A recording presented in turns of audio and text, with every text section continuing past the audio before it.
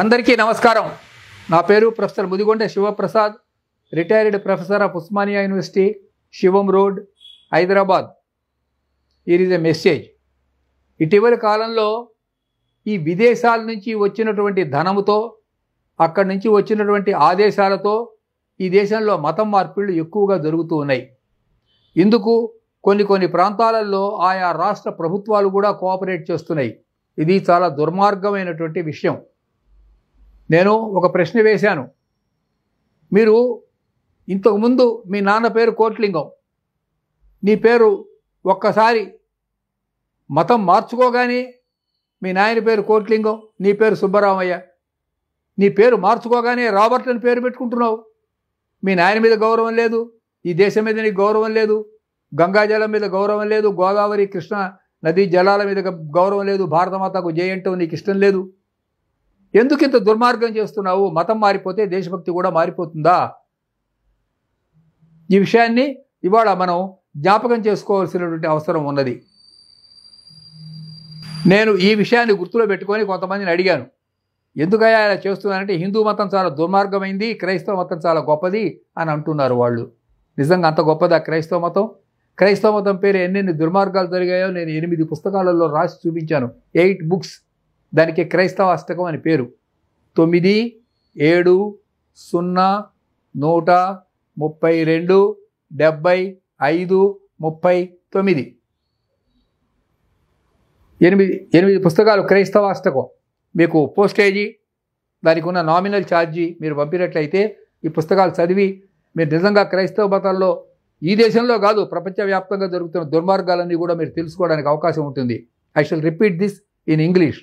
97013275339.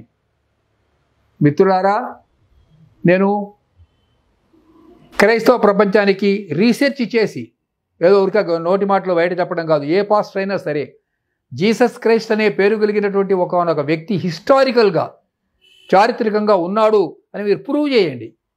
Historical facts చూపించండి. లేదంటే బైబిల్లో ఉన్నారంటే బైబిల్లో ఉన్నాడు, సర్లే, బైబిల్లో కథ, ఆ కథ దాని యొక్క సంగతి అట్లా ఉంచుదాం. హిస్టరీ టెక్స్ట్ పుస్తకాలు ఉన్నాయి కదా, న్యూమిస్మాటిక్ ఎవిడెన్స్ అంటారు. న్యూమిస్మాటిక్ ఎవిడెన్స్ ఉందా? లేకపోతే పామ్ అంటే తాళపత్ర గ్రంథాలు ఏమన్నా, ఆ ఎవిడెన్స్ ఏమన్నా ఉన్నదా? హిస్టారికల్గా ఏమన్నా మీకు ఆధారాలు ఉన్నాయా? ఎక్స్కవేషన్స్ అంటే భూమిని పురావస్తు శాస్త్ర ఆధారాలు ఏమన్నా ఉన్నాయా? ఏమీ లేవు. జీసస్ క్రైస్టు నువ్వు ఎవడో సిలువతో పొడి చంపారు అన్నాడు. ఏదో సిలువ, ఆ సిలువ కోసం పరిశోధన చేశారు. లేదు, లేని సిలువ ఎక్కడి నుంచి వస్తుంది? జీసస్ క్రైస్ట్ని ఎవడో పెద్ద శూలం తీసుకొని పొడిచాడనేది ఒక కథ ఉంటుంది చూడండి.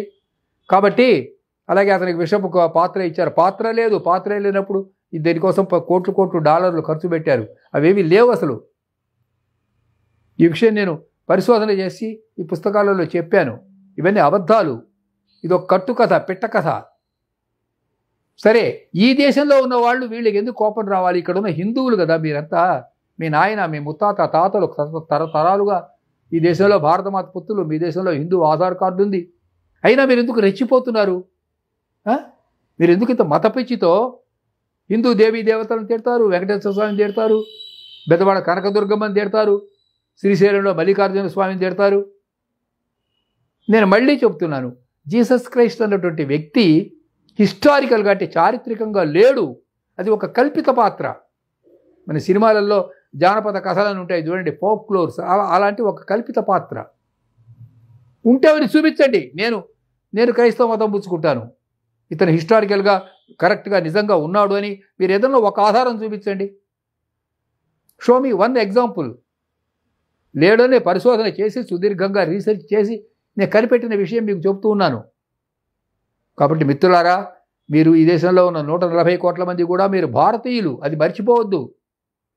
మీరు భారతమాత జిందాబాద్, భారతమాతకు జై అనాలి. మీ మతం ఏదైనా, కులం ఏదైనా, ప్రాంతం వేరే అయినా మీరు భారతమాతకు జిందాబాద్ అనాలి. అంతేగాని జెరూసలేం జిందాబాద్ అని అనకూడదు. అది వాళ్ళ పని, వాళ్ళ దేశం, వాళ్ళేదో వాళ్ళు చెప్పుకుంటారు.